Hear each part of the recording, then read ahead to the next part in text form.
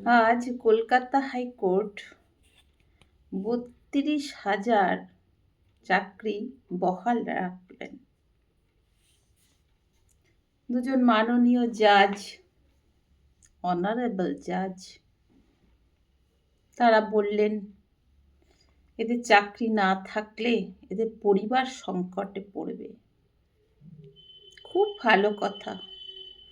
মানে আইন যে আবেগের দ্বারা পরিচালিত হয় এটা আজ প্রমাণিত, কিন্তু আবেগটা যেন এক জায়গায় না থাকে। এবার ধরুন কোনো খুনি, সে তার পরিবার নিয়ে গেল, গিয়ে বলল যে দেখুন আমার যদি এখন ফাঁসি হয় তাহলে আমার পরিবার কি করবে। এবার ধরুন কেউ রাস্তায় অ্যাক্সিডেন্ট করলো, বা যার দ্বারা অ্যাক্সিডেন্ট হলো সে বলল হয়ে গেছে আমার দ্বারা অ্যাক্সিডেন্ট, কিন্তু আমার পরিবার আছে, আমি কি করব, আপনারা মানবিক দিক বিচার করুন। ভালো কথা। এখন কথা হলো আপনারা চাইছেন যে ৩২,০০০ চাকরি থাকুক। দেখুন ৩২,০০০ চাকরি থাকুক, প্যানেল থাকুক, ২৬,০০০ও থাকুক, এটা কিন্তু সাধারণ মানুষ সবাই চায়। আমি তো চাই, মনে প্রাণে চাই। কিন্তু কথা হলো যারা অযোগ্য তাদের কেন রাখা হলো, এবং যারা যোগ্য তারা কেন সম্মান পেল না? তাহলে এই বিচার সিস্টেমটা কি? এখন তো এটা একটা অন্যরকম লাগছে আমার, যে বিচার, চোখে কালো পট্টি বাঁধা দাঁড়িয়ে আছেন উনি, একেবারেই তার মানে ব্লাইন্ড, যেটা দেখা যাচ্ছে। তো এখন কথা হলো গরু যদি ধরুন হাইকোর্টে গিয়ে ঢুকে পড়ে, সেটা কিন্তু গোয়ালঘর হয়ে যায়। তো সেটাই বলার জন্য আমার কতগুলো বক্তব্য খুব পরিষ্কার।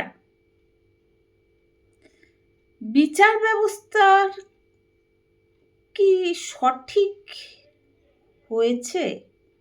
মানে এই যে বিচারটা হলো, ৩২,০০০কে চাকরি পাইয়ে দিল, তাদের করুণা করা হলো পরিবারের প্রতি, তাহলে আমরা আমরা আম জনতা কেন পদে পদে পদে পদে এত ঠক্কর খাচ্ছি? একটা হেলমেট নেই বলে আপনারা যত পারেন চার্জ করে নেন, টাকা দাও। কেন? আমারও তো পরিবার আছে। যদি আমার মাথাটা যন্ত্রণা হচ্ছে, আমি কয়েক সেকেন্ডের জন্য খুললাম, খোলার পরে আমার হয়তো সেফটির কথা ভেবে আবার পরে পড়ে এলাম, ওইটুকু সময়ের মধ্যে আপনারা আমাদের ধরে ফেলেন, বসেও থাকেন, কত টাকা চার্জ করবেন। এমনকি যেসব জায়গা কিলোমিটারগুলো থাকে এমনভাবে রাখেন ঝোপের মধ্যে, যাতে যারা প্রবাসী বাঙালি হঠাৎ করে কলকাতা এলে যখন দেখতে পায় না, চট করে তাদের ধরে ফেলবেন। মানে সমস্ত কিছু আমরা যদি ট্যাক্স না দিই, আমাদেরও তো পরিবার আছে, আমাদের পরিবারের প্রতি কি কারোর মানবিকতা নেই? নাকি আমাদের পরিবারের পিছনে কোনো বড় মাথা নেই? তাহলে বড় মাথা কজনের পরিবারের পিছনে আছে? আর ঠিক ভোটের আগেই কেন এগুলো হয় বলুন তো? ৩২,০০০ যোগ্য অযোগ্য নিয়ে নিলেন।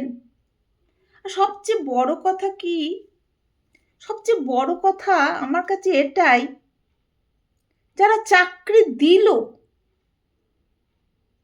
টাকা নিয়ে তারা শাস্তি পাবে না, আর যারা চাকরি পেল টাকা দিয়ে তারা শাস্তি পাবে না। এটা কিসের বিচার? কেমন বিচার? না, আপনারা অনারেবল জাজ, আপনাদের তো প্রণাম করতেই হবে, এবং আপনারা যে প্রধান, সেটা একটু ভাবতে হচ্ছে আর কি।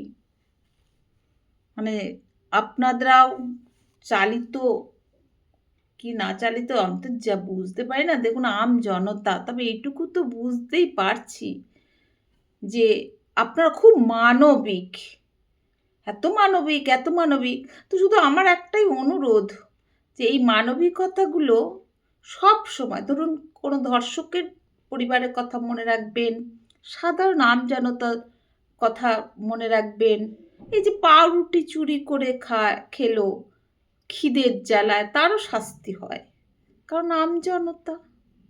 কাজে আমার আর একটাই বলার কথা, আইন আবেগ দ্বারা চালিত হচ্ছে, সেটা আজ স্পষ্ট, কিন্তু সেটা মাথায় সকলেই রাখবেন।